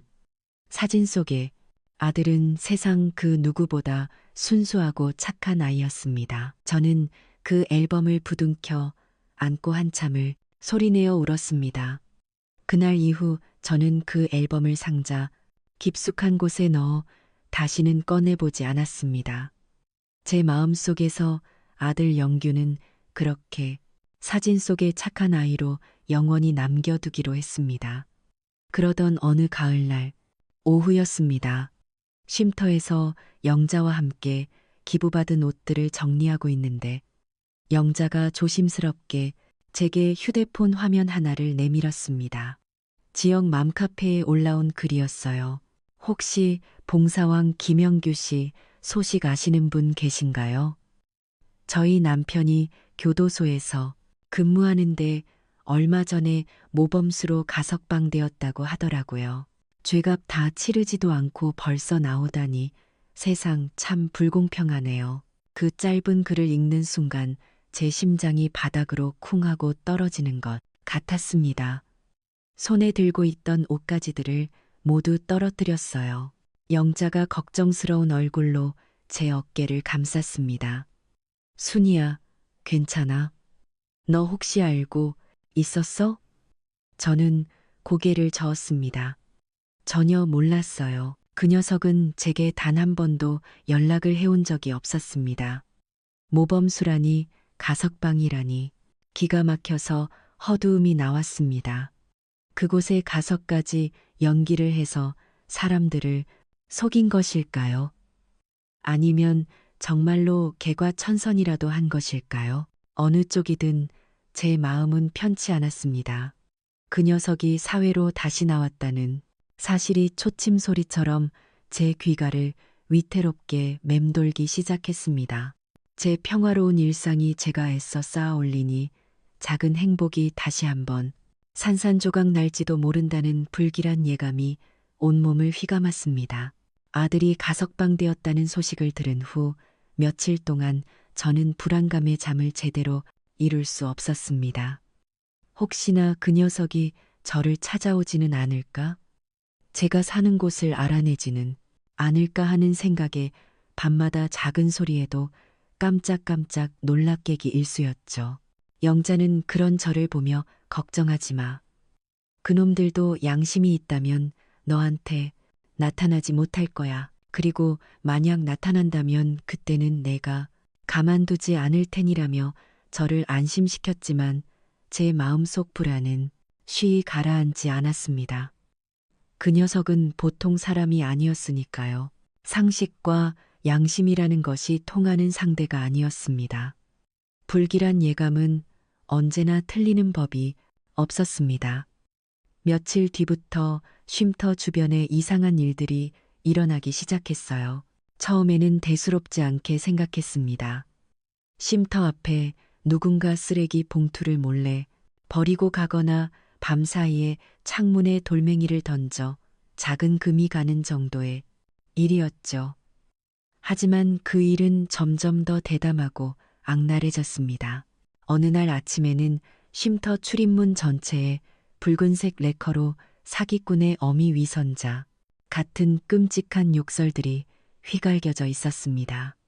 그 글씨를 보고 충격에 빠진 달은 봉사자들을 진정시키고 함께 수세미로 페인트를 지워내며 저는 이것이 분명 그 녀석들의 짓이라는 것을 직감했습니다. 그들은 모습을 드러내지 않은 채 비겁한 방식으로 저를 괴롭히며 제 일상을 조금씩 망가뜨리고 있었던 겁니다. 그리고 마침내 그들이 모습을 드러냈습니다. 그날은 저희 쉼터에서 한 달에 한 번 동네 어르신들을 모시고 작은 잔치를 여는 날이었습니다. 저희가 정성껏 준비한 음식을 함께 나누고 노래도 부르고 이야기도 나누는 쉼터의 가장 큰 행사였죠. 어르신들의 웃음소리가 쉼터 안을 가득 채우고 있던 바로 그때 굳게 닫혀있던 쉼터의 철문이 쾅하는 소리와 함께 거칠게 열렸습니다. 모든 사람들의 시선이 문 쪽으로 쏠렸고 그곳에는 제가 그토록 마주치고 싶지 않았던 두 사람 영규와 나연이가 서 있었습니다. 그들의 모습은 제가 기억하던 마지막 모습과는 완전히 달라져 있었습니다. 값비싼 옷을 차려입고 말끔했던 모습은 온데간데 없고 남노하고 지저분한 행색의 두 남녀가 서 있었죠. 영규의 머리는 기름대에 떡져 있었고 며칠은 깎지 않은 듯한 수염이 얼굴을 지저분하게 뒤덮고 있었습니다. 나연이 역시 푸석푸석한 얼굴에 생기 없는 눈 얼룩덜룩한 때가 낀 값싼 티셔츠 차림이었어요. 그들은 더 이상 봉사왕 부부가 아니라 삶의 나락으로 떨어진 한 쌍의 유령 같았습니다. 쉼터 안의 모든 소음이 순간 멎습니다. 영규는 탐욕스러운 눈으로 쉼터 안을 훑어보더니 이내 저를 발견하고는 비릿한 미소를 지으며 다가왔습니다. 어머니, 여기서 이렇게 좋은 일 하고 계셨네요. 저희한테는 연락 한 통 없으시더니 그 목소리에는 원망과 비아냥거림이 가득 담겨 있었습니다. 저는 자리에서 일어나 그를 막아서는 다른 봉사자들을 손짓으로 물리고 아주 차갑고 조용한 목소리로 말했습니다. 여긴 어떻게 알고 찾아왔니? 그리고 내가 너한테 연락할 이유라도 있니? 제 냉정한 태도에 영규의 얼굴이 일그러졌습니다. 이유가 없어. 어머니가 우리를 이렇게 만들어 놓고 이유가 없다고. 당신이 내 엄마만 아니었어도 내가 당신을 가만 안 뒀을 거야. 아들의 입에서 나온 끔찍한 폭건에 어르신들이 놀라 비명을 질렀습니다. 며느리 나연이가 그 옆에서 날카로운 목소리로 거들었어요. 어머니 정말 너무 하시는 거 아니에요? 저희가 감옥에서 얼마나 고생했는지 아세요? 다 어머니 때문이잖아요. 어머니가 저희를 신고만 안 했어도 저희 이렇게 비참해지지는 않았어요. 그러니 책임지셔야죠. 책임, 무슨 책임을 말하는 거니? 저는 조금도 흔들리지 않고 되물었습니다. 돈이요, 돈. 우리가 이렇게 된 건 다 어머니 때문이니까. 어머니가 저희 평생 먹고 살 돈을 책임지셔야죠. 여기 있는 이 쉼터. 이것도 다 우리 돈으로 만든 거 아니에요? 우리한테 줬어야 할 배상금으로 만든 거잖아요. 당장 이 쉼터 팔아서 우리한테 돈 내놔요. 나연이가 악을 쓰며 소리쳤습니다. 그들의 목적은 용서도 화해도 아니었습니다. 오직 돈이었어요. 자신들의 잘못은 조금도 뉘우치지 않은 채 모든 것을 제 탓으로 돌리며 돈을 요구하는 그들의 모습에 제 마음속에 남아있던 마지막 연민마저 완전히 사라졌습니다. 저는 아주 단호하게 말했습니다. 너희에게 줄 돈은 단 한 푼도 없다. 그리고 너희는 더 이상 내 아들, 내 며느리가 아니다. 여긴 너희 같은 더러운 것들이 발 디딜 곳이 아니니 당장 여기서 썩 꺼지거라. 제 말이 끝나자마자 영규의 눈이 뒤집혔습니다. 이 늙은이가 진짜 저 녀석은 이성을 잃고 제게 달려들려 했습니다. 바로 그 순간 영자와 다른 봉사자 아저씨들이 그의 앞을 막아섰습니다. 어디다 손을 대려고 해, 이 자식아. 여기가 어디라고 와서 행패야. 몸싸움이 벌어지기 시작했고 쉼터는 순식간에 아수라장이 되었습니다. 나연이는 음식이 차려진 테이블을 뒤엎으며 발악했고 영규는 자신을 막는 사람들에게 주먹을 휘둘렀습니다. 어르신들은 겁에 질려 구석에서 울고 있었죠. 그들은 자신들의 목적을 이루지 못하자 제가 애써 만드니 소중한 공간을 부수고 망가뜨리려 했습니다.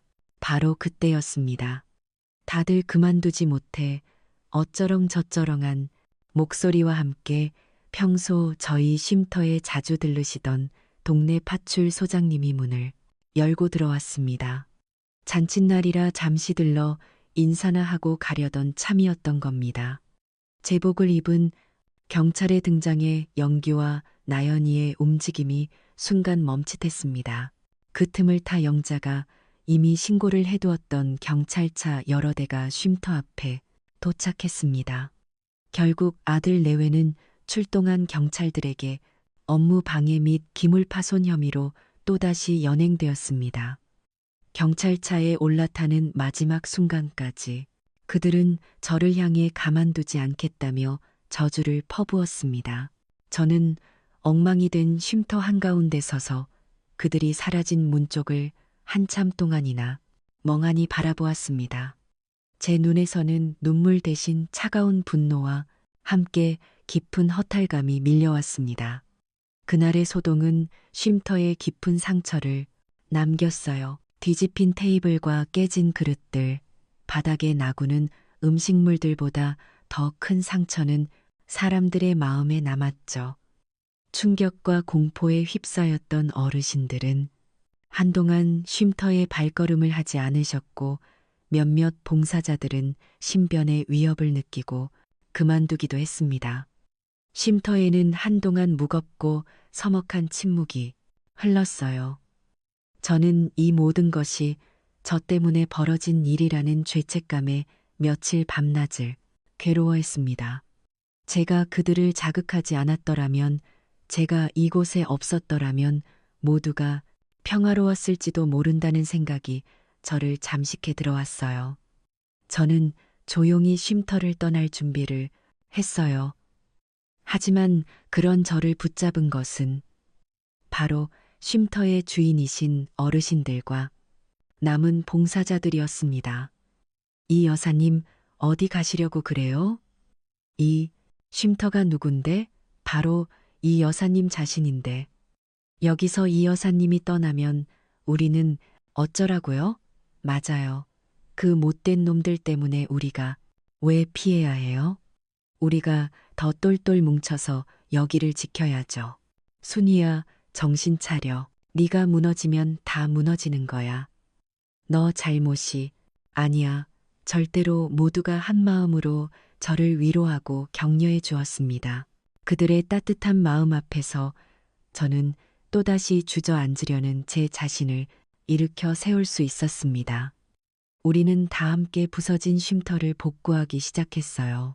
깨진 창문을 새로 갈고 엉망이 된 바닥을 닦고 부서진 집기들을 고쳤습니다. 며칠 후 쉼터는 이전보다 더 깨끗하고 단단한 모습으로 다시 문을 열었습니다. 그리고 놀랍게도 그날의 사건이 지역신문에 작게 실리면서 저희 쉼터를 응원하고 돕고 싶다는 사람들의 연락이 이전보다 훨씬 더 많이 오기 시작했습니다. 위기는 오히려 우리에게 새로운 기회가 되어 주었어요. 우리는 더 이상 두렵지 않았습니다.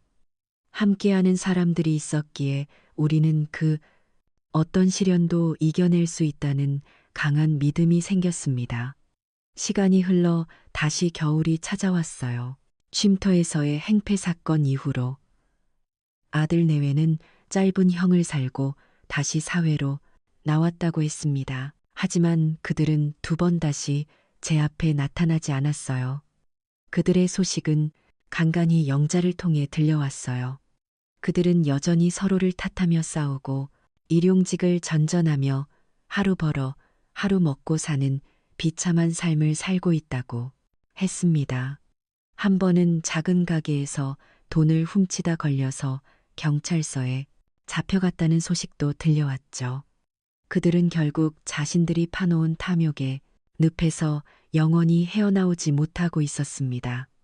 저는 더 이상 그들의 소식에 마음이 흔들리지 않았어요. 그들은 이제 제 인생과 아무런 상관이 없는 그저 멀고 희미한 과거의 유령일 뿐이었습니다. 어느 눈 내리는 겨울날 오후 저는 쉼터의 따뜻한 방 안에서 어르신들과 함께 만두를 빚고 있었습니다.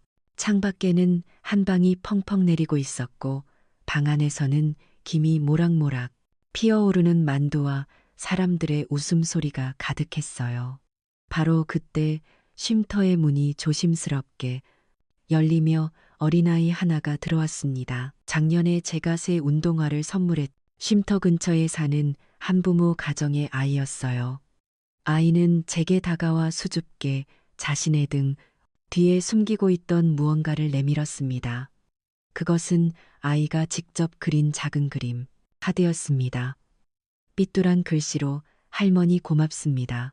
사랑해요라고 쓰여 있었고 그림 속에는 저와 아이가 손을 잡고 활짝 웃고 있었습니다. 저는 그 카드를 받아들고 저도 모르게 뜨거운 눈물을 흘렸어요. 아이는 제 눈물을 보더니 작은 고사리 손으로 제 눈가를 닦아주었어요. 저는 그 아이를 따뜻하게 안아주며 창밖을 내다보았습니다. 하얀 눈이 온 세상을 더럽고 추한 것들을 모두 덮어주듯 소복이 쌓이고 있었어요. 저는 문득 깨달았습니다. 저는 제 인생의 가장 소중한 것을 잃었다고 생각했지만 사실은 그렇지 않았다는 것을요. 저는 피로 이어진 아들 하나를 잃었지만 그 대신 마음으로 이어진 수많은 아들, 딸, 그리고 손주들을 얻었습니다. 진정한 가족이란 혈연으로 묶인 관계가 아니라 서로의 아픔을 보듬고 온기를 나눌 수 있는 관계라는 것을 비로소 알게 된 것이죠. 제 곁에는 이제 저를 어머니라고 불러주는 수많은 사람들이 있어요. 눈이 그치고 봄이 오면 저 하얀 눈밭 위로 또다시 노란 민들레들이 꿋꿋하게 피어날 겁니다. 그리고 그 민들레 씨앗들은 바람을 타고 더 멀리 더 넓은 세상으로 날아가 새로운 희망을 피워내겠죠. 제 인생의 진짜 햇살은 바로 이곳 따뜻한 사람들의 온기가 가득한 민들레 울타리에서 매일 아침 새롭게 떠오르고 있어요.